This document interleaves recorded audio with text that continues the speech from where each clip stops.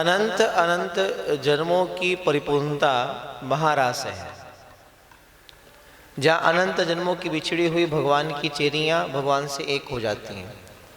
और महारास का अर्थ है जहाँ जीव रूपी प्रेयसी परमात्मा रूपी प्रीतम का मिलन हो रहा है, और जहाँ मिलन हुआ समझिए आपकी भागवत पूर्ण हो गई। भागवत की पूर्णता यही है, बस उद्देश्य यही है कि जीव और ब्रह्म का मिलन हो जाए। और सही बताऊं तो जीवन का लक्ष्य परमात्मा नहीं है। जीवन का उद्देश्य, अनंत जन्मों का उद्देश्य परमात्मा को मिलना नहीं होता, क्योंकि परमात्मा में रस नहीं है। अगर परमात्मा से मिलन ही उद्देश्य होता तो सारा संसार सुखी होता, सारा संसार तृप्त होता, शांति होती, क्योंकि भगवान तो सर्वत्र है। वेद स्पष्ट करते हैं, नीति नीति गाते हैं, सर्वत्र है, सर्वदा है, हरि व्यापक सर्वत्र समाना, प्रत्येक घट में है। अगर परमात्मा का मिलना ही शांति देता तो फिर प्रत्येक घट में प्रभु विराजमान है, हर जीव तृप्त होता। इसका अर्थ है कि अंतिम लक्ष्य है परमात्मा नहीं है, कुछ और है। और जीव जीवन भर यही सोचता है कि परमात्मा को पाना लक्ष्य है। नहीं, परमात्मा को पाना लक्ष्य नहीं, परमात्मा से आगे भी कुछ और है, और वो है प्रियतम। रस प्रीतम में है, परमात्मा में नहीं। तभी तो बार बार कहता हूं कि वृंदावन धाम में ठाकुर जी अपने भगवान पने को उतार कर फेंक देते हैं। बोले भगवान नहीं बनना यहां। अगर भगवान में रस होता फिर भगवान पना क्यों उतारते? फिर गोपिकाओं के सामने, ग्वाल बालों के सामने श्री कृष्ण क्या है? प्रियतम है। मीरा के सन्मुख श्री कृष्ण क्या है? भगवान नहीं है, प्रीतम है, रसिया है। रस रसिया में है, रस प्रियतम में है। फिर पूछो अपने आप से एक प्रश्न, परमात्मा ज्यादा प्यारा है या पति ज्यादा प्यारा है? उत्तर मिल जाएगा। इसलिए तो मीरा ने क्या किया? परमात्मा को पति बनाया। संसार ने पागल कहा, लोग कहें मीरा भई रे बाबरी, सास कहे कुल नासी रे। लोगों ने पागल कहा। मीरा ने कहा संसार वाले अपने पति को भगवान मानते हैं, मैंने भगवान को पति मान लिया। बोले पागल कहो, बाबरा को, कुछ भी कहो, लक्ष्य प्रीतम है, परमात्मा से आगे की बात है। और महाराज का अर्थ यही है कि जहां पर जीव रूपी प्रेयसी परमात्मा रूपी प्रीतम से मिलती है और वो मिलन हुआ, आपके जीवन की भागवत पूरी हो गई। दाता जी, ये कब तक चलना है? ये मार्ग कब तक है? कब तक चलेंगे? भागवत कब तक सुननी है? मिलन होना चाहिए बस। आप कितनी हम भागवत सुने, कितनी करवा लें, कितनी सुन लें, सुना लें, लेकिन अगर कहीं चलकर वो मिलन नहीं हो पा रहा, जहां पर जाकर जीव रूपी अनंत जन्मों की वो प्रेयसी ब्रह्म से मिलन नहीं रही है, जब तक वो मिलन नहीं है तब तक भागवत पूर्ण नहीं है। तब तक चलते रहना,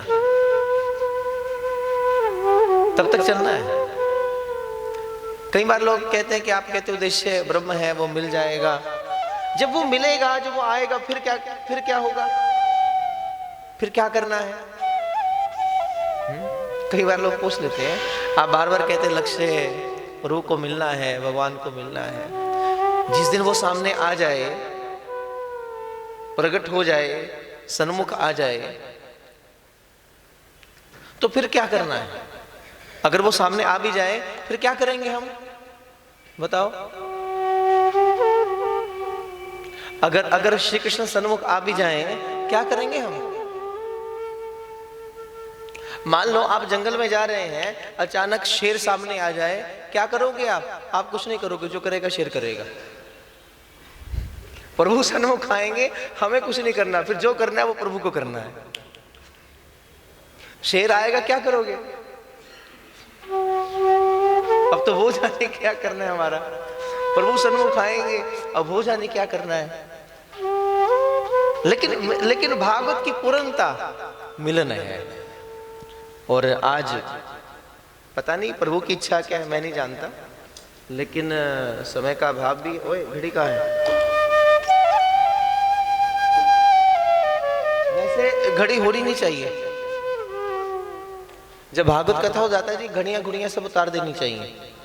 हाँ, कोई सीमा नहीं होनी चाहिए, ना उम्र की सीमा हो, ना समय की सीमा हो, कोई सीमा नहीं, बस असीम। क्योंकि ब्रह्म असीम है, श्री कृष्ण असीम है, अनंत है, अखंड है। आप ध्यान दीजिए, जब मानस गोस्वामी जी ने लिखी, ठाकुर जी की जब लीला लिखी गोस्वामी जी ने, तो कहीं समय का उल्लेख नहीं किया कि राम कब वन को गए, कितना समय कहाँ पर रहे, किस तिथि को किस स्थान पर पहुंचे, किस तिथि को प्रभु ने क्या किया, कोई निर्देश नहीं है, कोई समय नहीं लिखा गया। किसी ने पूछा, प्रभु आपने रघुनाथ जी की लीला में समय का जिक्र क्यों नहीं किया? बोले, मेरे प्रभु असीम है, मैं उन्हें समय में क्यों बांधूं? मर्जी उनकी, जितना दिल करे कहीं रहे कहीं जाए, स्वतंत्र ब्रह्म है, जो चाहे सो करे। मैं सीमा में बांधने वाला कौन होता हूँ? रघुनाथ चले हैं, जहां इच्छा होगी वहीं रुक लें, जहां इच्छा होगी विश्राम कर लें, जब दिल किया प्रभु कोई भी लीला करे। मैं समय के अंतर्गत क्यों बांधू भगवान को? इसलिए समय का उल्लेख मानस में नहीं है। रघुनाथ की स्थिति को कहाँ गए, क्या किया क्या नहीं किया, जो लीला हुई उसका उल्लेख तो है, समय का उल्लेख नहीं है। इसलिए ये लीला असीम है, सही माने में तो अनाहत है, असीम है, अखंड है, अभेद है, अतुलनीय है। ये हम जीवों का दुस्साहस है जो समय में बांधने का प्रयत्न करते हैं। होना नहीं चाहिए, असीम होना चाहिए, लेकिन जितनी कृपा प्रभु करें। अभी तो कुछ और लीला भी शेष हैं, थोड़ा थोड़ा चलते हैं। ठाकुर जी जाने कि महाराज का दिव्यतम प्रसाद, महाप्रसाद, वो आपको देना चाहते हैं या नहीं देना चाहते, वो समय बताएगा। लेकिन बिन महाराज के भागवत पूर्ण नहीं है। महाराज है तो जीव की परिपूर्णता है, महाराज है तो जीवन का लक्ष्य परिपूर्ण हो जाता है, महाराज है तो जीवन का रस है। बिन महाराज के परिपूर्णता नहीं है। अगर आज महाराज ना हो पाई तो फिर भागवत कथा सुनना, कभी ना कभी तो महाराज आएगी।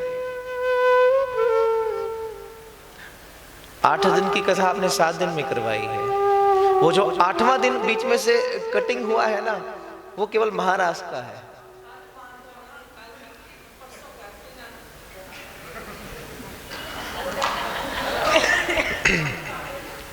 देखो, आप लोगों का भाव इतना सुंदर है, सही माने में इतना प्यारा है, हो सकता है ठाकुर मान ही जाए।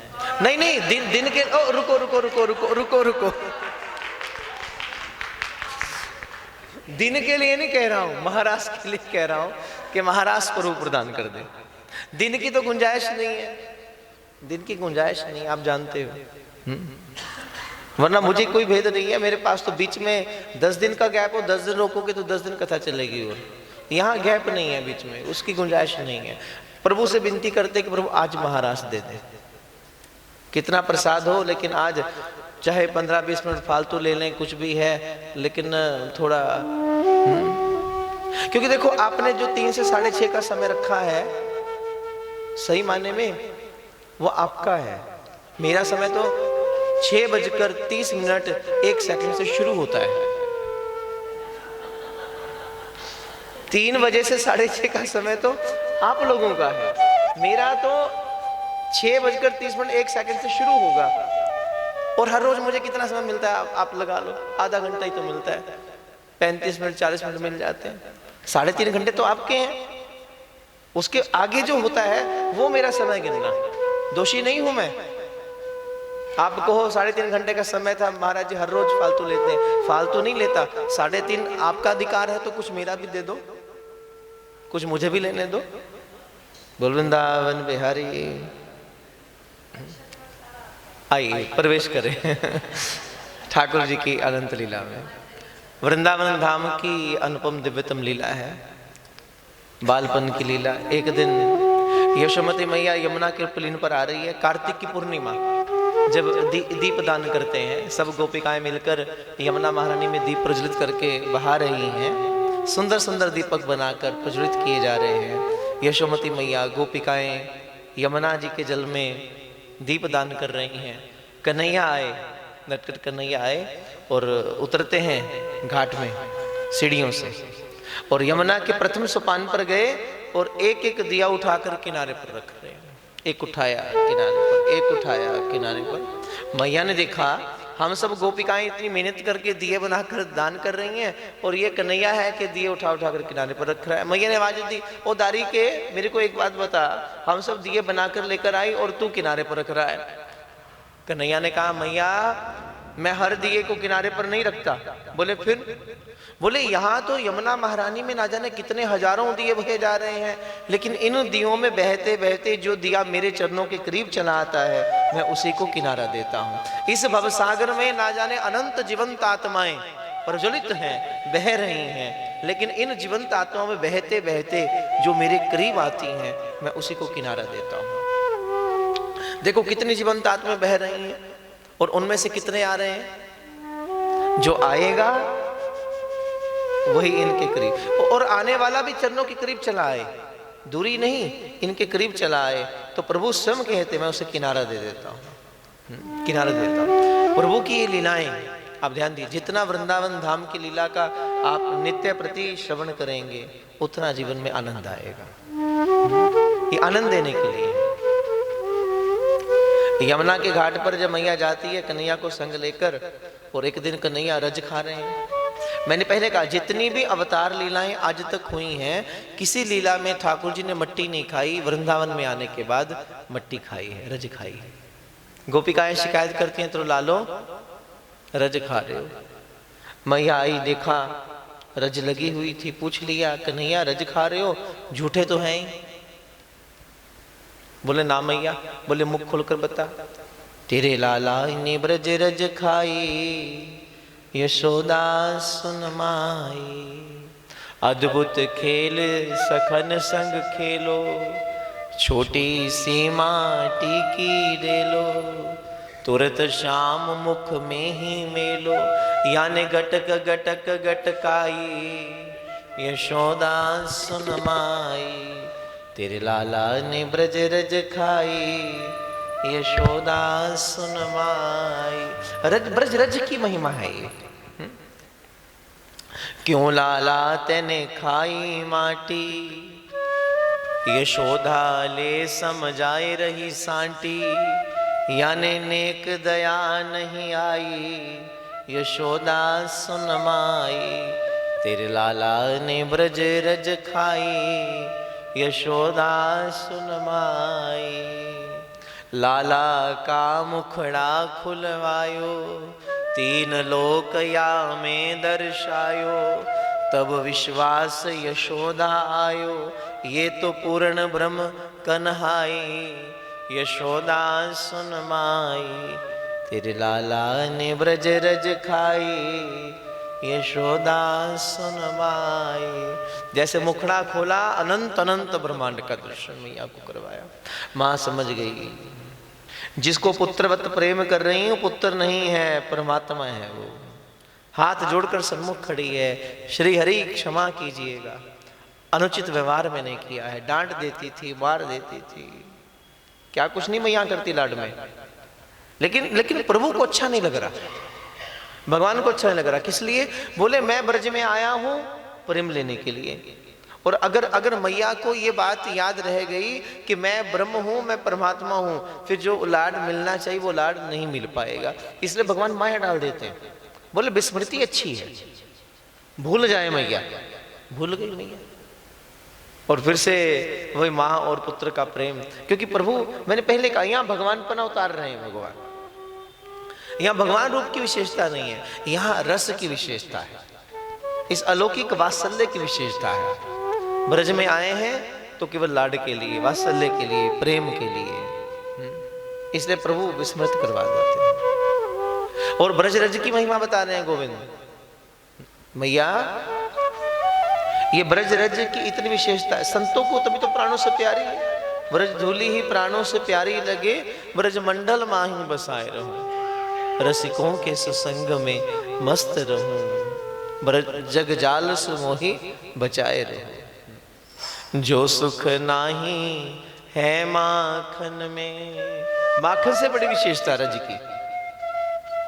जो सुख नाही है माखन में, मेवा मिसरी और दाखन में, सो सुख है ब्रज रज चाखन में। याने मुक्ति की मुक्ति कराई, यशोदा सुन माई, तेरे लाला ने ब्रज रज खाई, यशोदा सुन माई। रज की महिमा है ये। मुक्ति भी श्री कृष्ण के पास जाती है। प्रभु आपने जो सेवा दे रखी है, जो ज्ञानी मेरे पास आए, जो सिद्ध मेरे पास आए, उन्हें मुक्त करने की सेवा मेरी है। लेकिन उनको मुक्त करते करते जो मेरे ऊपर बोझ आता है, मैं बंधती हूं तो मैं कहाँ जाऊं। बोले एक ध्यान रखना, जब तुझ पर बोझ आए तो ब्रज रज में आकर लोटपोट हो जाना। इस रज की महिमा ऐसी है कि मुक्ति भी मुक्त हो जाए। यानी मुक्ति की मुक्ति कराई, यशोदा सुन माई। मुक्ति को भी मुक्त होना है तो ब्रज रज में लोटपोट होती है। इसलिए वृंदावन जाओ तो ब्रज की रज का सेवन करो, ब्रज रज को मस्तक पर धारण करो, बड़े प्रेम से उसमें लोटपोट हो जाना। थोड़ी रज संग ले आना, रज का तिलक धारण करना। क्योंकि इस वृंदावन की रज में श्री कृष्ण वृंदावन में पादुका नहीं पहनते, नंगे पग चलते हैं। इसलिए थोड़ा बहुत कभी हो तो नंगे पग चलो। रसिक यहाँ नंगे पग चलते हैं, परिक्रमा करते हैं तो नंगे पग चलते हैं। जैसी व्यवस्था हो पाए उसमें वैसा कीजिए, हो सके तो। नहीं तो अन्यथा कम से कम वृंदावन में जाकर रज का तिलक धारण करो, रज का सेवन करो, थोड़ा कल्याण होगा। क्योंकि रज मंगल करने वाली है। एक दिन यशोमती मैया लल्ला को दूध पिला रही हैं और दूध पिलाते पिलाते अचानक कन्हैया ने पूछा, अच्छा मैया एक बात बता, तो संसार में सबसे ज्यादा प्रेम किसे करे। अब सहज है, माँ क्या उत्तर देगी कि लल्ला सबसे ज्यादा प्रेम तो मैं तुझी को करूं। कन्हैया बड़े प्रसन्न हो गए, फिर दूध पीने लगे। इतने मैया ने क्या देखा कि सामने चूल्हे पर दूध रखा है और दूध में उफान आने लगा है। और मैया ने फटाफट कन्हैया को छोड़ा वहीं पर और दौड़ी दौड़ी गई दूध उठाने के लिए। कन्हैया को बड़ा क्रोध आया, बोले झूठी मैया, झूठ बोलती है। बोले अभी अभी कह रही थी कि संसार में सबसे ज्यादा प्रेम मैं तुझी को करूं, और अब दूध को देखकर मुझे छोड़कर चली गई। इसका अर्थ क्या है कि दूध मुझसे ज्यादा प्यारा है। अब क्रोध आया, अगल बगल देखा, एक छड़ी पड़ी थी, उठा ली कन्हैया ने, उखल पर चढ़े छड़ी लेकर।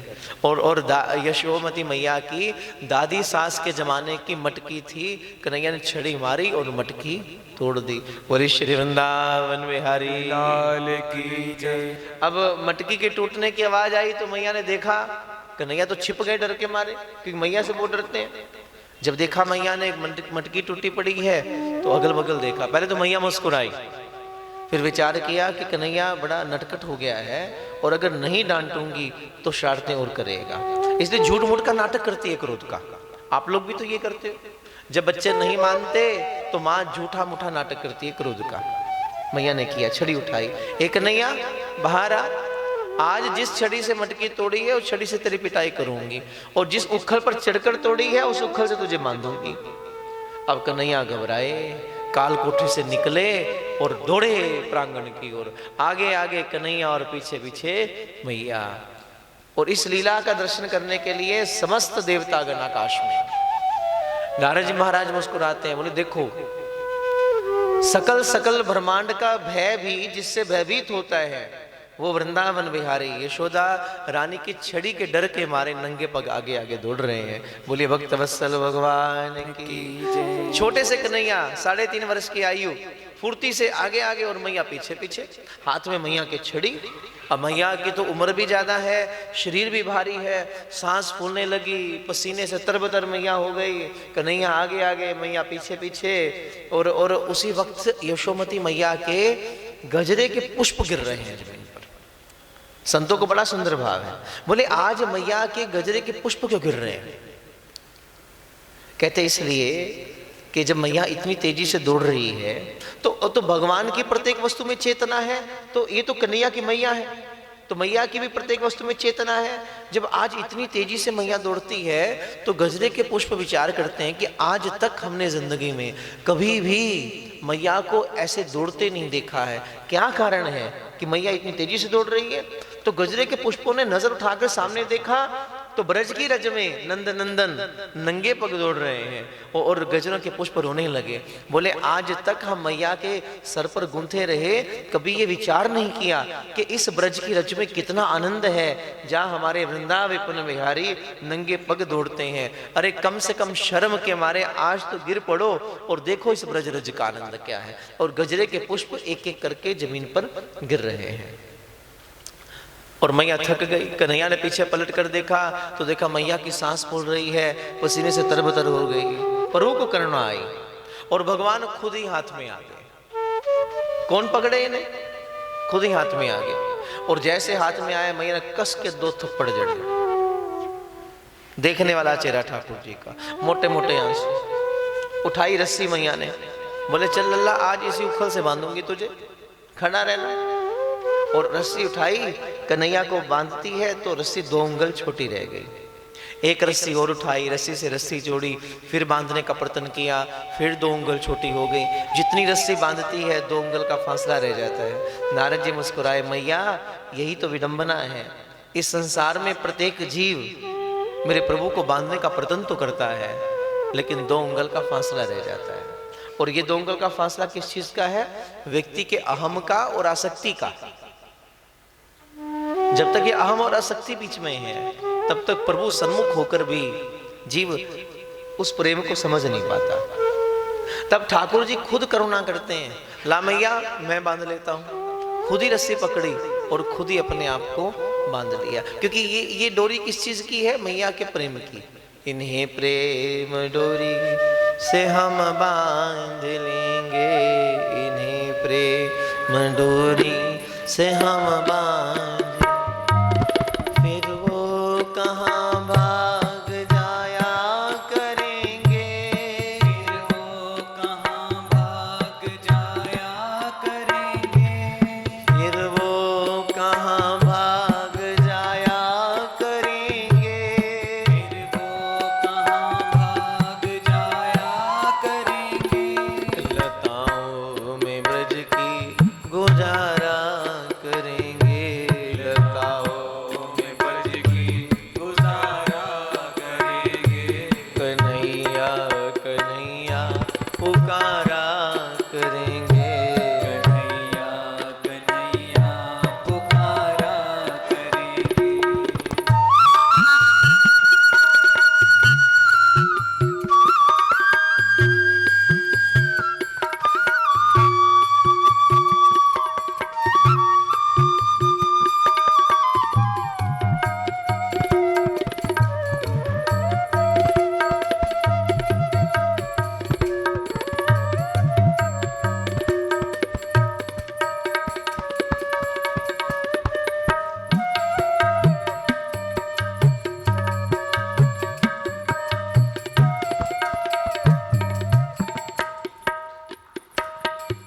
उन्हें हम बिठावेंगे आंखों में दिल में, हम बिठावेंगे आँखों में दिल में। उन्हें हम बिठावेंगे आंखों में दिल में, उन्हें हम बिठावेंगे आँखों में दिल में। वहीं उनको झूला झुलाया करेंगे, वहीं उनको झूला झुलाया करेंगे। लताओं में ब्रज की गुजारा करेंगे, लताओं में ब्रज की गुजारा करेंगे। कन्हैया कन्हैया पुकारा करेंगे, कन्हैया कन्हैया पुकारा करेंगे। जो रूठेंगे हमसे वो बांके बिहारी, जो रूठेंगे हमसे वो बांके बिहारी। जो रूठेंगे हमसे वो बांके बिहारी। जो रूठेंगे हमसे वो बांके बिहारी। चरण पढ़ के उनको मनाया करेंगे, चरण पढ़ के उनको मनाया करेंगे। लताओं में ब्रज की गुजारा करेंगे।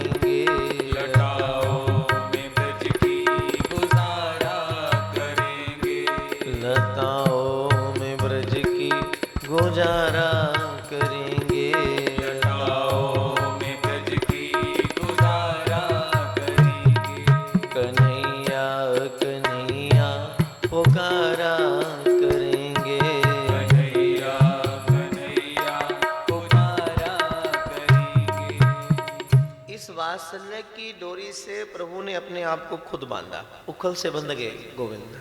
मैया ने छोड़ दिया, बोले अब कुछ घड़ी यहीं खड़ा रहे, और भीतर मैया आ गई। लेकिन ये क्या है, ठाकुर जी की लीला। क्योंकि नंद बाबा के प्रांगण में 2 वृक्ष खड़े हैं, यमल अर्जुन। यमल माने जोड़ा, अर्जुन के वृक्ष का जोड़ा है। और ये दोनों वृक्ष कौन है? यक्षराज कुबेर, उनके 2 पुत्र मणिग्रीव नलकूबर, जिनको जवानी का बड़ा हम था। और एक दिन देवांगनाओं के साथ में वन विहार करते हुए जल क्रीड़ा कर रहे हैं। नारद जी महाराज आए, नारद जी ने देखा, समझाया, पुत्र इस प्रकार से जल में क्रीड़ा करना आपको शोभा नहीं देता। एक तो प्रकृति की मर्यादा का उल्लंघन है, संसारिक मर्यादा ऐसा करने को नहीं कहती, तो इसलिए। लेकिन नहीं समझाई बात, संत ने समझाई बात, पल्ले नहीं पड़ी, क्योंकि जवानी का मद था। संत को उपहास किया, नारद जी को उपहास किया। नारद समझ गए ऐसे बात समझ नहीं आएगी, और जब सीधी तरह से बात समझ ना आए तो फिर दंड का प्रावधान है।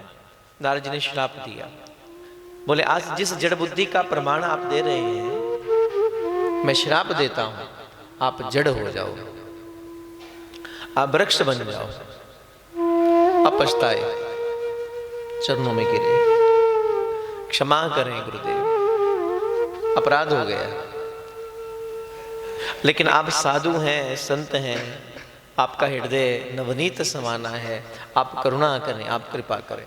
नारद जी को दे आई, बोले दंड मिला है तो भुगतान तो करना पड़ेगा, लेकिन इतना आशीर्वाद देता हूं, तुम कोई साधारण वृक्ष नहीं बनोगे, तुम नंद बाबा के प्रांगण के वृक्ष बनोगे।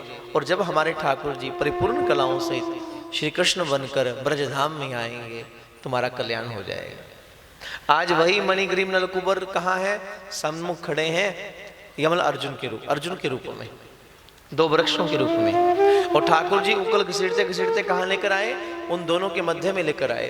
बीच में से निकले, उखल अटक गई, और जैसे उखल अटकी भगवान ने थोड़ा सा झटका दिया और दोनों वृक्ष धड़ाम से धरती पर गिरे और मणिग्रीव नलकूबर प्रकट हो गए। बोल श्री वृंदावन बिहारी लाल की जय। और जब दोनों देव ने देखा प्रभु की लौकिक छवि श्री कृष्ण की, क्या चितवन अलौकिक स्वरूप श्री कृष्ण का, वो छवि जिसको बड़े बड़े सिद्धजन मनस्वी शस्वी दिन रात साधना करने के बाद भी जिस झलक को देख नहीं पाते हैं, आज वो अलौकिक छवि सन्मुख है।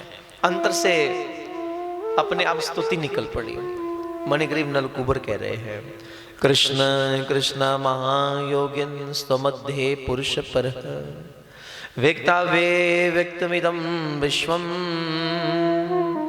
रूपम ते ब्रह्मण विदुः त्वमेकः सर्वभूतानां देस्तमिन्द्रेश्वरः त्वमेव कालो भगवान् विष्णुरव्ये ईश्वरः त्वं महान् प्रकृते सूक्ष्मा रजस्तममयि त्वमेव पुरुषोऽध्यक्ष सर्वक्षेत्र विकारवितः तस्मै तुभ्यं भगवते वासुदेवाय वेधसे। हे गोविंद, आपकी छवि अलौकिक है। ये अलौकिक छवि जिसका सिद्ध संत भी दर्शन नहीं कर पाते हैं, आज हमें उसका दर्शन मिल रहा है।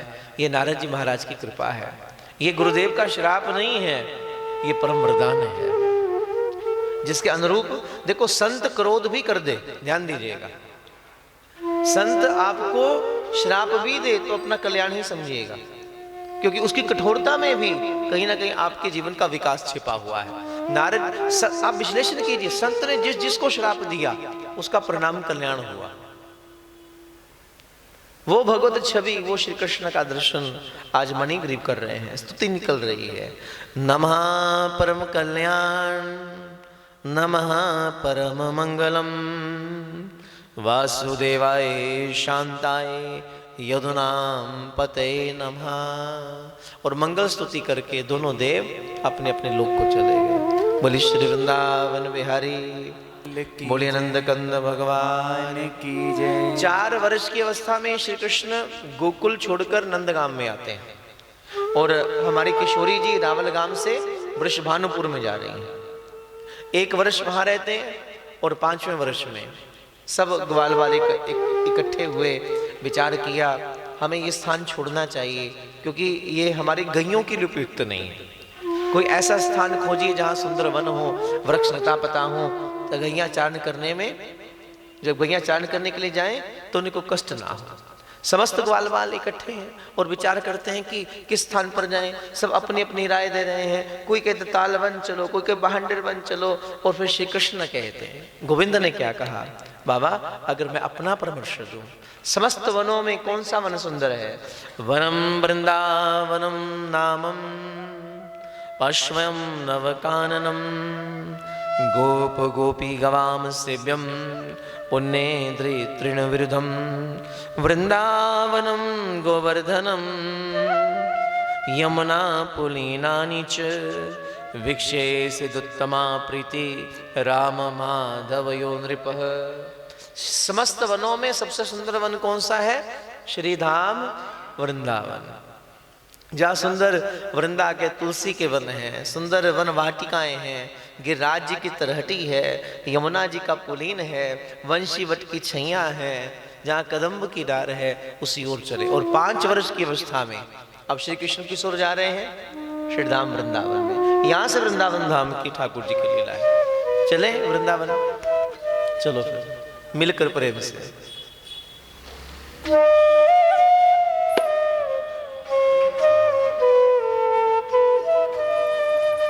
चलो मन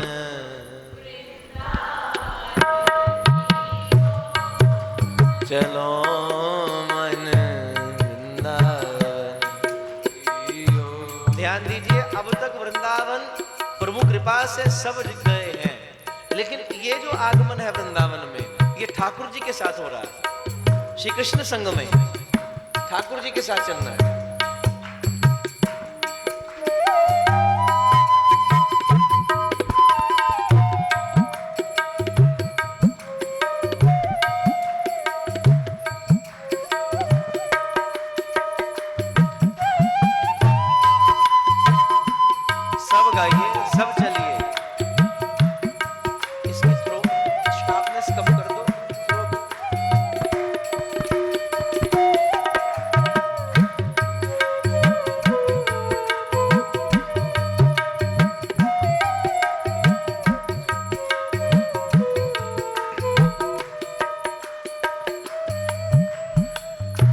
भक्ति की रीति जहाँ पल पल है, भक्ति की रीति जहाँ पल पल है, भक्ति की रीति जहाँ पल पल है, भक्ति की रीति जहाँ पल पल है, प्रीत प्रेम की डोर,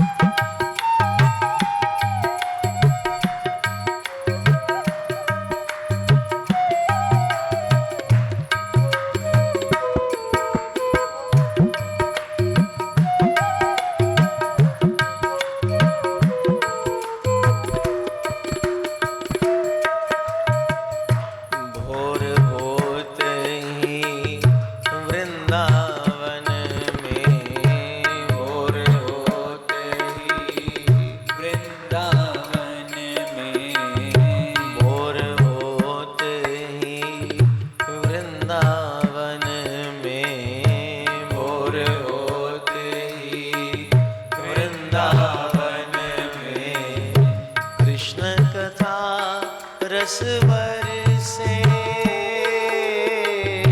कृष्ण कथा रस बरसे प्रेम सुधा रस बरसे प्रेम सुधा रस बरसे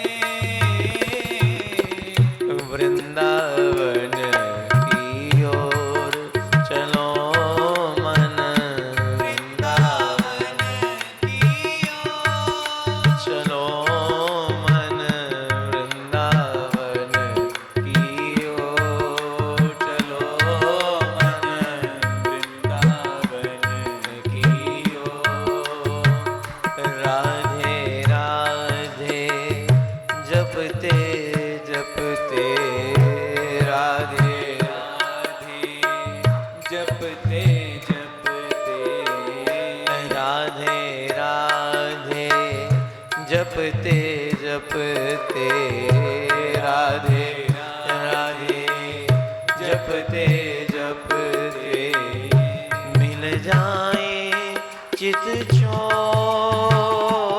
चोर मिल जाए चित चोर वृंदावन की ओर चलो मन वृंदावन की ओर चलो मन वृंदावन की ओर चलो मन वृंदावन की ओर वृंदावन वृंदावन वृंदावन चलो रे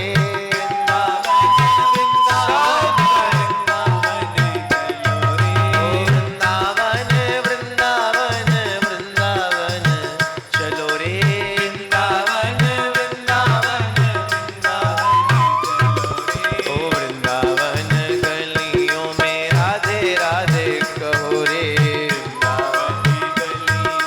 राधे राधे ओ वृंदावन गलियों में राधे राधे कहो रे ओ वृंदावन वृंदावन वृंदावन चलो रे वृंदावन ओ वृंदावन वृंदावन वृंदावन चलो रे ओ वृंदावन गलियों में राधे राधे कहो रे वृंदावन गलियों में ओ वृंदावन गलियों में राधे राधे कहो रे ओ वृंदावन वृंदावन वृंदावन चलो रे वृंदावन वृंदावन वृंदावन चलो रे वृंदावन गलियों में राधे राधे कहो रे वृंदावन गलियों में वृंदावन गलियों में राधे राधे कहो रे वृंदावन गलियों में ओ वृंदावन वृंदावन वृंदावन वृंदावन वृंदावन वृंदावन वृंदावन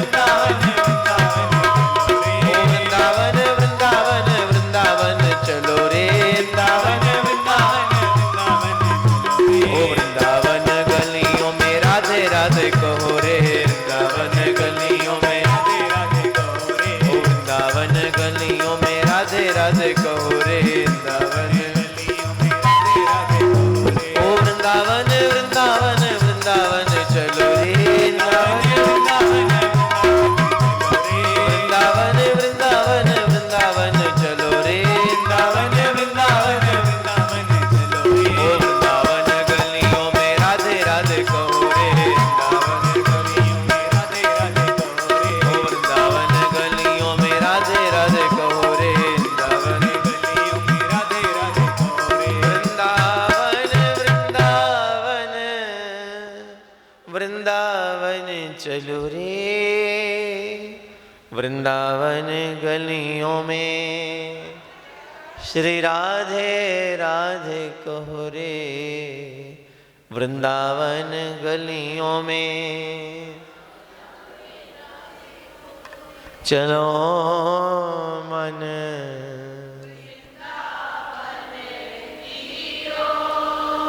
चलो मन,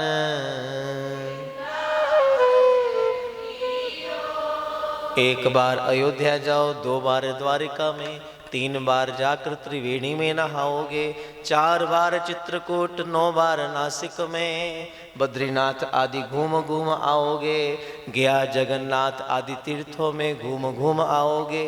होंगे प्रत्यक्ष दर्शन जहाँ श्याम श्यामा के, ऐसे वृंदावन सा आनंद आप कहीं नहीं पाओगे। चलो मन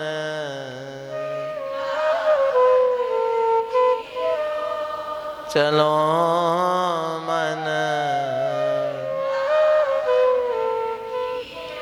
रे मन रे मन,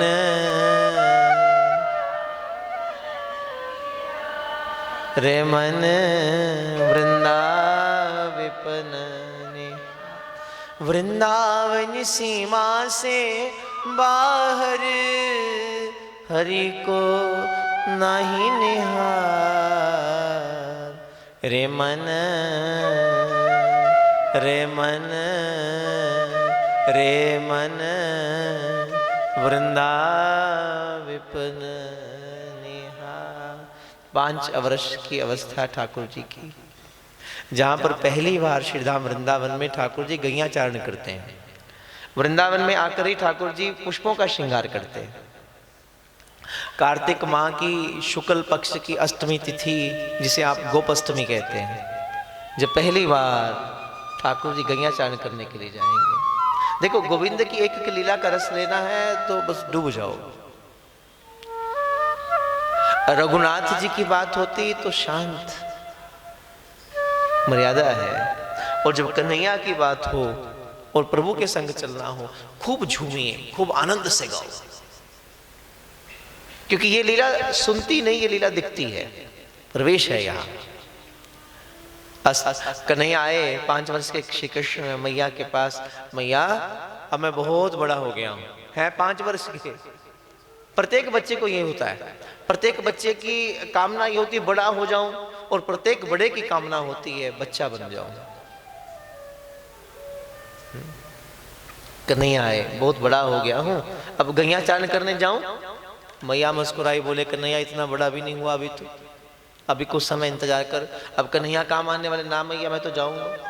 मैया ने गुरुदेव से पूछा, शरणिले मुनि जी से, गुरुदेव आप आज्ञा करें। बोले छोटी छोटी गैया लेकर कन्हैया को भेजो अभी। मुहूर्त निकाला, कार्तिक की शुक्ल पक्ष की अष्टमी तिथि। गोविंद ने गौ पूजन किया, गौ माँ को अलंकृत किया, तिलक धारण करवाया, पुष्पों की माला पहनाई। गौ माँ के श्री चरणों में गोपाल निवेदित करते हैं, प्रणाम करते हैं, हाथ में लकुटिया ली, सुंदर पुष्पों का श्रृंगार अब भगवान यहाँ कर रहे हैं, सुंदर पीताम्बर धारण कर रहे हैं। अब देखो प्रभु की एक एक श्रृंगार, सुंदर पीताम्बरी धारण करते हैं, श्री चरणों में भगवान नूपुर बांध रहे हैं, सुंदर 5 प्रकार के पुष्पों की वनमाला गले में धारण कर रहे हैं, अंगराग लगा रहे हैं, सुंदर चंदन का तिलक लगाया है, नैनन में काजल सजाया, सुंदर चित्रकारी गोविंद कर रहे हैं, सुंदर पुष्पों का ताज प्रभु ने बनाया और उसमें मयूर पिच्छ लगाई, सुंदर इत्र का छिड़काव, कनेर के पीले पुष्प कानों में भगवान ने सजाए, खूब सुंदर श्रृंगार करके पुष्पों का, और वेणु हाथ में उठाई, और छोटी छोटी गैयों को संग ले रहे हैं, छोटे छोटे ग्वाल अंग संग में है, और फिर प्रभु चले हैं कहाँ, वृंदावन की कुंजों की ओर। आइए ठाकुर जी के साथ चले वृंदावन की कुंजों में, ग्वाल वालों के संग में उछल कूद करते करते प्रवेश करें, जहाँ छोटी छोटी गैया छोटे छोटे ग्वाल वालों के साथ हमारे नंद नंदन ब्रजराज श्री वृंदाविपन बिहारी आज गैया चारण करने के लिए प्रथम बार जा रहे हैं।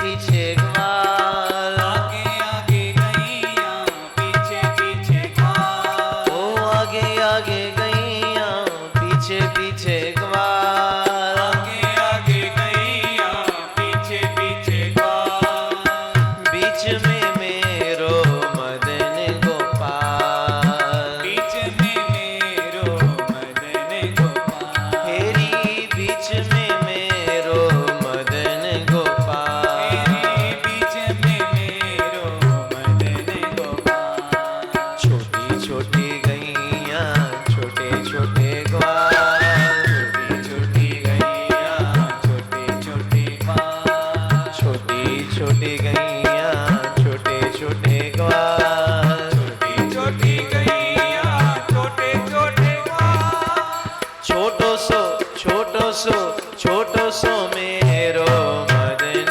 गोपाल, छोटो सो मेरो मदन गोपाल, तेरी वारो सो मेरो मदन गोपाल, तेरी वारो सो मेरो मदन गोपाल,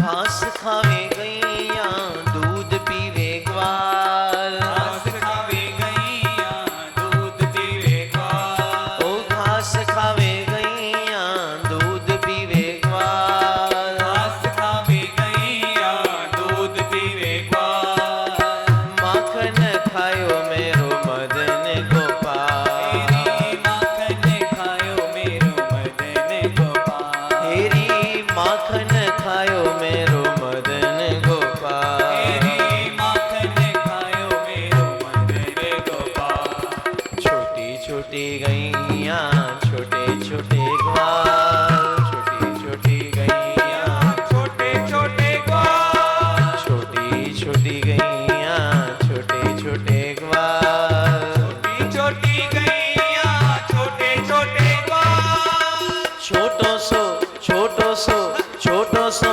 मेरो मदन गोपाल, तेरी छोटो सो मेरो मदन गोपाल, तेरी वारो सो मेरो मदन गोपाल, तेरी वारो सो मेरो मदन गोपाल, छोटी छोटी गैया छोटे छोटे ग्वाल, छोटो सो मेरो मदन गोपाल, कारी कारी गैया गोरे गोरे ग्वाल, कारी कारी गैया गोरे गोरे ग्वाल, श्याम वरण मेरो मदन गोपाल, श्याम वरण मेरो मदन गोपाल, छोटी छोटी गैया छोटे छोटे ग्वाल, छोटो सो मेरो मदन गोपाल, वारो सो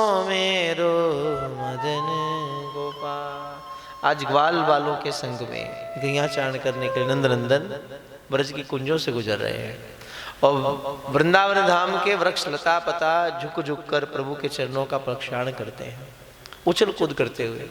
मनसुखा की कोई चीज कन्हैया ले लेवें तो मनसुखा दौड़े कन्हैया की ओर तो कन्हैया उठाकर फेंक दे मधुमंगल की ओर। मनसुखा दौड़ा दौड़ा जाए मधुमंगल की ओर तो मधुमंगल फेंक देवे सुबल की ओर, वो सुबल की ओर जाए तो वो कहीं और फेंक देवे। खूब आनंद उत्सव करते हुए मेघ आकाश में आए हैं, हल्की हल्की बूंदाबांदी होने लगी है। इधर नंदनंदन ने देखा कि मयूर नाच रहा है और मयूर को नाचते देखकर आज परम आनंद में श्री कृष्ण नृत्य करते हैं।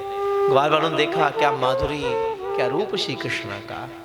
बरहा पीडम नटवर वपु कर्णयो कर्णिकारम बिभ्रद हवासम कनक कपीशम बैजंती चमालम। सुंदर अलौकिक छवि श्री कृष्ण की। अगासुर का प्रभु उद्धार करते हैं। कंस ने अगासुर को भेजा, अजगर के रूप में आया है, मुख खुला है और खुले मुख को देखकर भोले भाले ग्वाल बाल कल्पना करते हैं ये कोई प्राचीन गुफा है। मधुमंगल से मनसुखा ने कहा, बोले मधुमंगल हमने सुना है गुफाओं में बाबा लोग रहते हैं, संत साधना करते हैं, इतना भोलापन। बोले चल चलें और दर्शन करके आएंगे यार। कल्पना करते हैं जैसे अजगर के, बोले लग ऐसा रहा जैसे अजगर का खुला मुख हो, है अजगर ही, लेकिन भोलापन क्या कहता है, बोले प्राचीन गुफा है, चल दर्शन करने चले। और धीरे धीरे एक एक करके जितने ग्वाल बाल थे अगासुर के मुख में प्रवेश कर गए। और अगासुर इंतजार करता है कृष्ण आए। सबसे अंत में श्री कृष्ण आए और चलते चलते मधुमंगल ने पूछा मनसुखा से, मनसुखा यहां तो आए दिन कोई ना कोई आता रहता है, कभी अगासुर, कभी बकासुर, कभी पोतना का वध कन्हैया ने किया, कभी कोई आया, कहीं ऐसा ना हो ये भी कोई दुष्ट हो, कोई दैत्य हो, क्या करेंगे? मनसुखा ने बड़ा प्रत्युत्तर दिया, बोले मधुमंगल चिंता क्यों करते हो, मान लो अगर ये कोई दैत्य हुआ क्या चिंता है, वो पीछे आ रहे हैं ना, वो नंदनंदन आ रहा है ना। इतना भरोसा अपने प्रभु पर है, इतना भरोसा ठाकुर जी पर है। श्री कृष्ण आए, अंत में प्रवेश हुआ श्री कृष्ण का। और जैसे गोविंद ने चरण रखे बीच में अगासुर के मुख में, अगासुर ने मुख बंद कर लिया और मुख बंद करते ही सबका दम घुटने लगा, कोई अचेत हो गया, मूर्छित हो गया। श्री कृष्ण ने देखा मेरे भक्त कष्ट में है और प्रभु ने अपना तेज बढ़ाया और जैसे तेज बढ़ाया अगासुर के ब्रह्मरंध्र को फाड़कर भगवान अपने भक्तों को लेकर बाहर आए। सब अचेत गिरे पड़े हैं, को मूर्छित हो गया, कई के प्राण। और अगासुर के ब्रह्मरंध्र से भगवान आए। उसी वक्त अगासुर की उस भौतिक देह से एक पवित्र ज्योत निकली, श्री कृष्ण के चरणों में समाहित हो गई। आप विचार करो, अगासुर को जो मुक्ति मिल रही है वो बड़े बड़े साधुओं को भी नहीं मिलती। दशम द्वार खुल रहा है, जिस पर श्री कृष्ण कृपा करें उसे सहज मुक्ति दे देते हैं। इधर देखा ग्वाल वालों को अचेत, प्रभु मुस्कुराए, फेंट से अपनी वेणु निकाली, अधन पर वेणु रखी और जैसे ही श्री कृष्ण ने वेणु का वादन किया पूरे तरफ आनंद का वातावरण और उस वेणु का सर्व संगीत एक एक ग्वाल बाल के कनरंध्रों से भीतर प्रवेश करता है। और जैसे मधुर संगीत गूंजा प्रत्येक ग्वाल बाल चेतना में आ गया, उठ खड़ा हुआ, श्री कृष्ण के सम्मुख हाथ जोड़कर नेत्र बरस रहे हैं। गोविंद ने वेणु हटाई तो जैसे ही देखा ग्वाल बालों ने, मध्याह्न का वक्त था, बोले कन्हैया बड़ी भूख लगे हो, कुछ भोजन कर लेवे। अगासुर के मुख में जाने से पहले सब अपनी अपनी पोटलियां भोजन की वृक्ष पर टांग कर चले गए थे। जैसे कन्हैया ने भी कहा, बोले भूख तो बहुत लगी है, भोजन का इच्छा है, बस ग्वाल बाल दौड़े, अपनी पोटलियां उठाई और जाकर वन में बैठ गए। और गोलाकार स्थिति में सब ग्वाल बाल बैठे हैं और बिल्कुल मध्य में श्री ठाकुर जी बैठे हैं। और गोविंद का मुख किस ओर है? मधुमंगल की ओर, सुबल की ओर पीठ है। तो सुबल ने कहा ठाकुर जी मेरी ओर निहारेंगे ना, और भगवान सुबल की ओर देखते हैं तो फिर मनसुखा की ओर पीठ हो जाती है। मनसुखा ने कहा गोविंद मेरी ओर देखिए, अब मनसुखा की ओर देखे तो स्नातक की ओर पीठ हो जाए, स्नातक की ओर श्री कृष्ण देखें तो किसी और की ओर पीठ हो जाए, क्योंकि सबकी इच्छा है पर वो मेरी ओर देखिए। और आप ध्यान दीजिए, तब श्री कृष्ण इस कदर बैठे हैं कि जितने भी भक्त देख रहे हैं उनको यूं ही लग रहा है कि नंदनंदन मुझे ही निहार रहे हैं पर वो मुझे ही देख रहे हैं। बोले भक्तवत्सल भगवान की जय, बोले श्री वृंदावन बिहारी लाल की जय। और फिर ब्रह्मा का मान मर्दन करना, वो पहली लीला का वर्णन कर चुके हैं। तेने ब्रह्म हृदय आदि कव्ये मुयन्ति यत् सूर्यः तेजो वारी मृदां यथा विनिमयो यत्र त्रिसर्गो मृषा धामना स्वेन सदा नृस्तकुहकं सत्यम परम धीमहि। जगत का दाता ब्रह्मदेव आए हैं, परीक्षा की ग्वाल बालों को, बछड़ों को अंतर ध्यान कर दिया। भगवान अपने संकल्प से खुद ही बछड़े बन गए, खुद गैया, खुद ग्वाल बाल बने। 1 वर्ष तक वृंदावन धाम की लीला चलती रही। 1 वर्ष बाद ब्रह्मा आए हैं, दिखा कर वही गैया, वही बछड़े, वही ग्वाल बाल। श्री कृष्ण के चरणों में झुक गए। 40 श्लोक में श्री कृष्ण की स्तुति करते हैं। प्रभु ने क्षमा नहीं किया, ब्रह्मा को प्रभु ने क्षमा की, बस भगवान चले गए। अनंत लीलाएं ठाकुर जी की, मैंने पहले कहा यहां तो प्रभु के प्रेम का महासागर है, और जो 7 दिन आप सुनते हैं वो तो महासागर में कुछ बूंदे निकल कर बाहर, कुछ बूंदे ही आ रही हैं। महासागर तो पूरा पड़ा है और इतना अखंड है, इतना अनंत है, सुनते रहो, जीवन जीवन बीत जाए, अनंत जन्म बीत जाए, फिर भी इनकी था नहीं है, फिर भी इनका पार नहीं है। लेकिन फिर भी चलते रहो, सुनते रहो, बार बार अंतर को आनंद मिलेगा। जितना समय हो सके घर में बैठकर भी देखो, भक्त चरित्र जितना सुनोगे, जितना सुनाओगे, जितना पढ़ोगे, स्वाध्याय करोगे। कामना भक्ति की है तब भी पढ़िए, कामना संसार की है तब भी सुनिए। जैसी भी कामना है बस प्रभु शरण में आइए, गोविंद की शरण में आइए। कोई मीरा जैसा भाव, कोई गोपिका जैसा भाव, कोई नामदेव जैसा भाव, कोई संत रसिक की कृपा कुछ हो जाए और प्रभु का वो परम एहसास, वो परम आनंद जीव को मिले। यही भागवत का उद्देश्य है, मिलना, मिलन है यहाँ, बस महाराज मिलन है। ये अनंत लीलाएं भगवान की भक्तों के साथ जो है वो माधुरी मिलन के लिए है। कितने जीवों का उद्धार, जिसको भगवान नजर भर कर देख लें उसको भी तार देते हैं, जिसको भगवान प्रेम करें उसको भी तारते हैं, और जिसको भगवान मार देवे तो उसको भी तार ही देवे। भगवान के सन्मुख जीव आ जाए, बस प्रभु भगवत कृपा हो जाए तो जीव तरता है।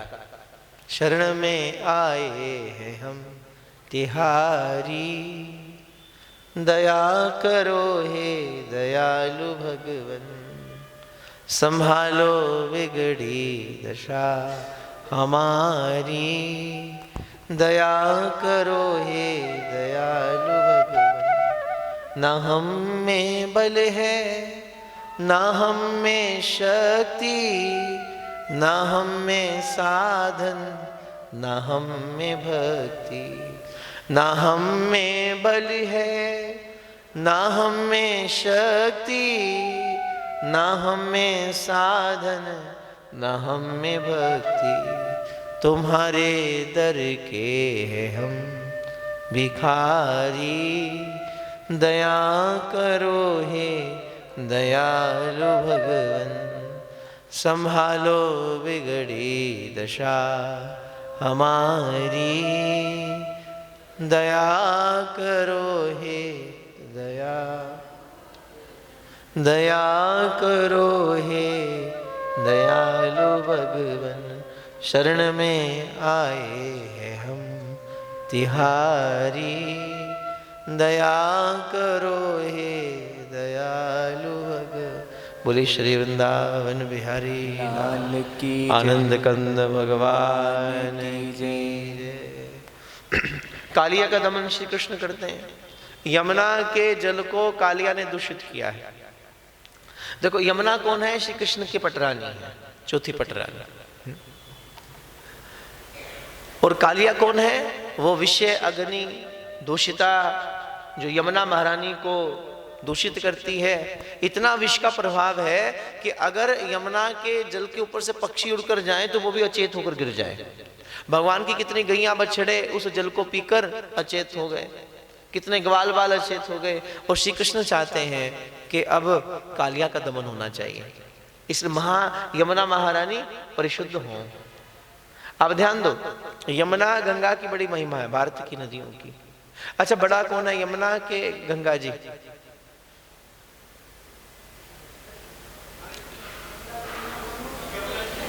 यमुना जी।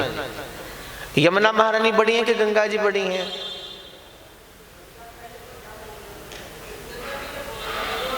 गंगा मैया।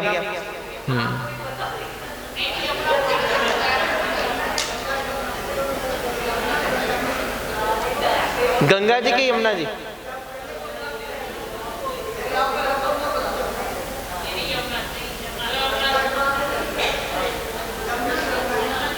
चलो बताओ, आपस में चर्चा ना करो, मुझे बताओ।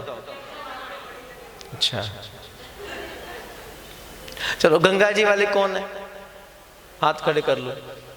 जो कहते गंगा जी बड़ी हैं। अच्छा, अब यमुना जी वाले, हाँ, अब जो कहीं भी नहीं है ना गंगा ना यमुना, यमुना जी बड़ी हैं, यमुना महारानी बड़ी है।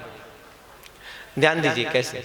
अब थोड़ी कैलकुलेशन, फटाफट मैथमेटिक्स आप बोलना, मैं बोल दूंगा, आप कैलकुलेशन कर लेना। गंगा जी और यमुना जी में जो बड़ी बहन है वो यमुना महारानी है, गंगा जी छोटी हैं। गंगा जी का अवतरण कब हुआ और यमुना जी का अवतरण कब हुआ? देखो, एक चतुर्युगी, 4 युगों को मिलाकर सतयुग, त्रेता, द्वापर और कलयुग को मिलाकर एक चतुर्युगी बनती है। और ये 28वीं चतुर्युगी है जो चल रही है। इतनी, इससे पहले 27 चतुर्युगी हो चुकी हैं। 28वीं चतुर्युगी का ये अंतिम युग है, कलयुग। 28वीं चतुर्युगी का ये अंतिम युग है। गंगा जी कब आई हैं? 28वीं, इसी चतुर्युगी के त्रेता में भगीरथ जी ने साधना की और भगीरथ जी की साधना पर प्रसन्न होकर श्री गंगा महारानी का अवतरण, जबकि गंगा जी का प्रागट्य पहले हो चुका था। कब? जब वामन भगवान अवतार लेते हैं तो उनके चरणों का प्रक्षालन ब्रह्मा ने किया, तो वहां से श्री हरि के चरणों से गंगा जी प्रकट हो गई। फिर कालांतर में जो आगमन हुआ गंगा महारानी का, इस 28वें चतुर्युगी के त्रेता में भगीरथ जी ने साधना करके, कहां पर? गंगोत्री धाम में। जो गंगोत्री गए हैं वहाँ भगीरथ जी की तपस्थली है, जहाँ पर साधना करके माँ गंगा प्रकट हुई गोमुख से। फिर वहाँ से वो धारा भगीरथ से होती यहाँ पर आई है। महादेव ने अपनी जटाओं में गंगा जी को धारण किया। तो माने गंगा जी के जो अवतरण का समय वो कब है? इसी युगी के त्रेता में। और कैलकुलेशन करो जरा, समय कितना हो गया? 5100 साल कलयुग के लगा लीजिए। द्वापर, कलयुग की वैसे आयु है 4,32,000, राउंड फिगर लेते हैं। द्वापर की 8 लाख, त्रेता की 12 लाख, सतयुग की 16 लाख। पीछे चलो यहाँ से, अभी 5100 साल ये हुए हैं, कैलकुलेट कर लीजिए। द्वापर के 8 लाख लगा लो और कुछ साल त्रेता के लगा लो, जब अवतरण हुआ है तो टोटल कितना हो गया? करीब 8, 8.5 लाख के करीब। इतने वर्ष गंगा महारानी के अवतरण के हैं। ये समय धरती पर गंगा जी के अवतरण का है। कितना? करीब द्वापर का समय लगाइए प्लस त्रेता का कुछ समय ये कलयुग का। इतनी आयु गंगा जी की हो गई। और यमुना महारानी कब आई? गंगा जी कब आई? इसी 28वीं चतुर्युगी के त्रेता में ये आयु हो गई गंगा जी की। और यमुना महारानी का प्रादुर्भाव धरती पर कब हुआ है? प्रथम युगी शुरू हुई, सतयुग है। और प्रथम सतयुग में ध्रुव जी की बात भागवत में आती है। ध्रुव जी महाराज 5 वर्ष की अवस्था जब वन की ओर जाते हैं तो नारद जी महाराज मिले। नारद जी की कृपा हुई, मंत्र दीक्षा गुरुदेव ने प्रदान की ध्रुव को। ओम नमः भगवते वासुदेवाय, इसका स्मरण करो, प्रभु कृपा करेंगे। ध्रुव पूछते हैं, गुरुदेव ये बताइए मैं कहाँ जाकर प्रभु को पुकारूं, मैं कहाँ जाऊं? तो नारद जी कहते हैं, सुन ध्रुव, ततात गच्छ यमुनास्तटम शुचि, तदात गच्छ भद्रम यमुनास्तटम शुचि। हे ध्रुव, तो यमुना के कुलीन पर जा। मधुवन का क्षेत्र है जहां पर नित्य प्रति वृंदावन बिहारी की लीलाएं होती हैं। वही यमुना के कुलीन पर बैठकर तो प्रभु को पुकारना, प्रभु कृपा करेंगे। और ध्यान दीजिए, ये किस वक्त की बात है? प्रथम चतुर्युगी का सतयुग है, अभी शुरू हुआ है। और उस वक्त नारद जी ध्रुव को कह रहे हैं कि तो यमुना पर जा। माने जब युग शुरू हुए हैं प्रथम समय भी, तब यमुना महारानी थी। तो कौन बड़ी हुई? अब यमुना जी की आयु कितनी हो गई? एक चतुर्युगी कितनी हो गई? 4 + 8 + 12 + 16, 40 लाख। 40 लाख वर्ष की एक चतुर्युगी, राउंड फिगर ले रहे हैं। और 27 × 40 लाख ये करो, प्लस इस युगी को कनेक्ट करो। कितनी? इतनी आयु घर जाके कर लेना, ठीक है, आराम से। कल मुझे बता देना इतनी आयु हो गई।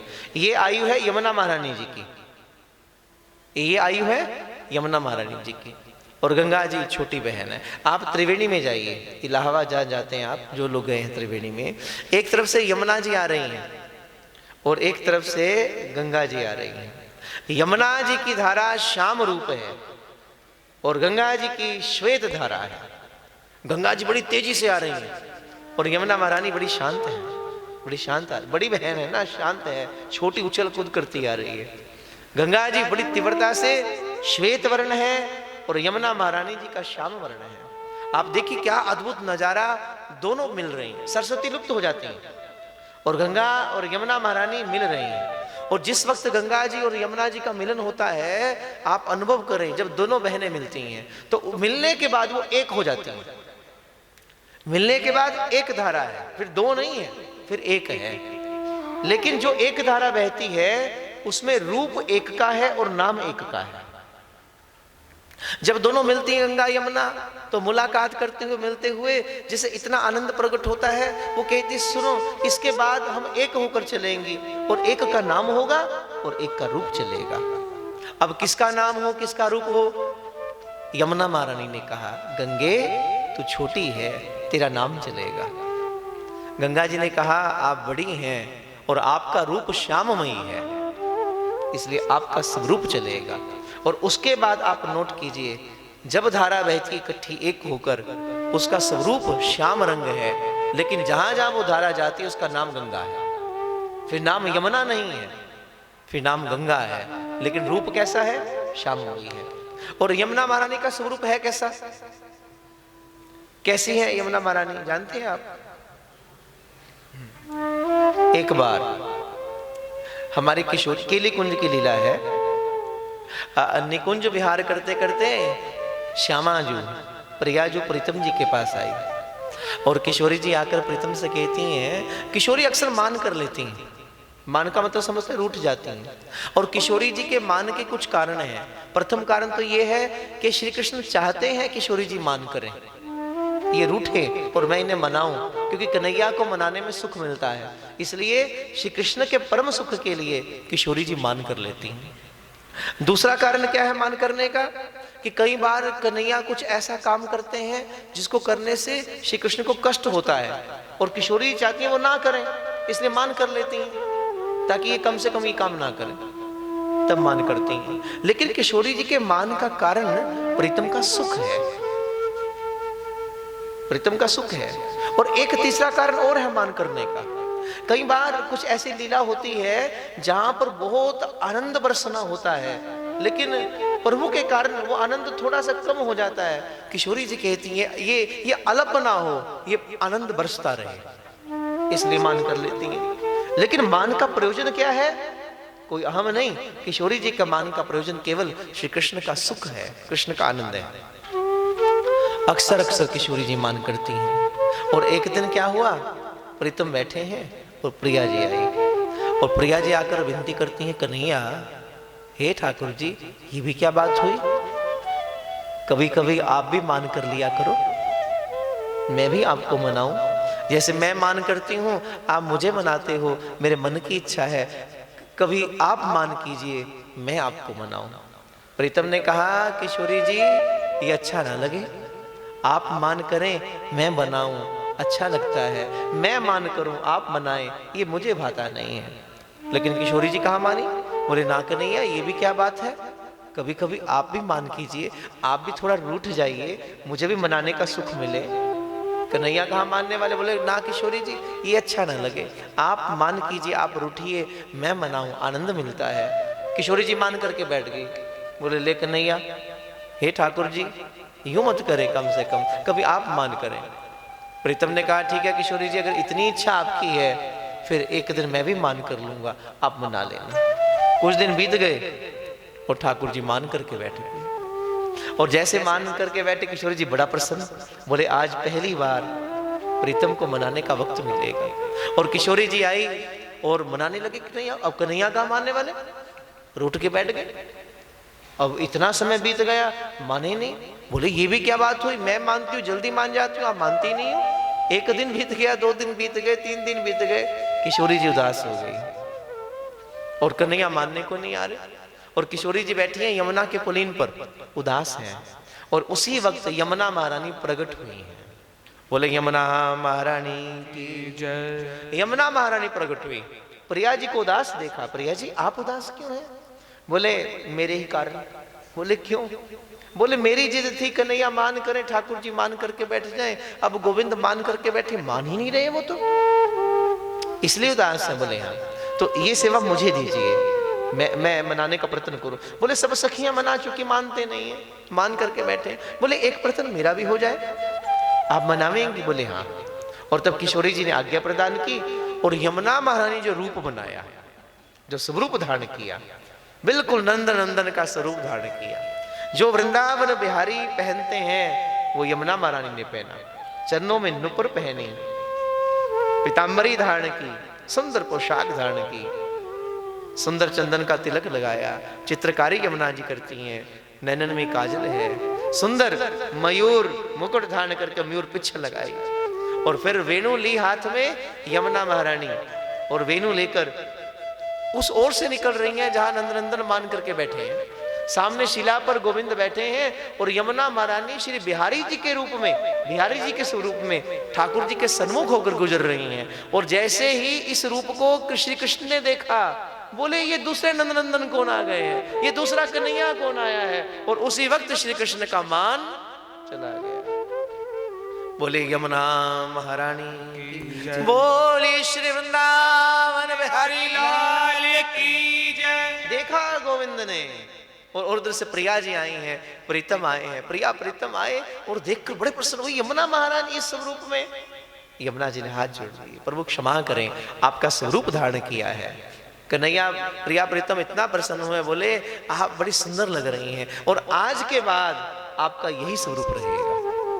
प्रभु प्रिया जी प्रियतम ने आज्ञा दे दी, यमुना महारानी आज के बाद आपका यही स्वरूप रहेगा। और आप नोट करें, श्रीनाथ जी में जाइए, जिन्होंने श्रीनाथ जी का दर्शन किया है, मध्य में श्रीनाथ जी हैं, एक तरफ हमारे महाप्रभु वल्लभाचार्य जी हैं, और एक तरफ हाथ में पुष्पमाला लेकर यमुना महारानी का स्वरूप है, बिल्कुल श्री कृष्ण का स्वरूप है।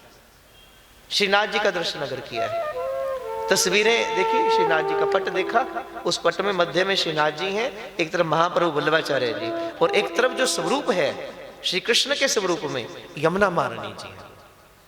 तब से यमुना महारानी का स्वरूप क्या है, बिल्कुल श्री कृष्णमय।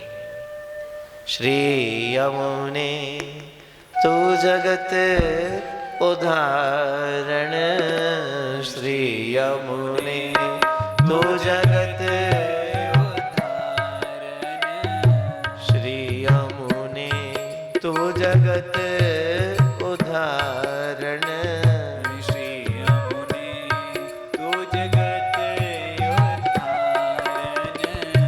आई कलिंद गिरी ते आतुर, आई कलिंद गिरी ते आतुर। जैसे गंगा मैया गोमुख से प्रकट होती हैं, ऐसे यमुना महारानी कलिंद गिरी से प्रकट होती हैं, तब उनका नाम क्या है, कालिंदी। आई कालिंदी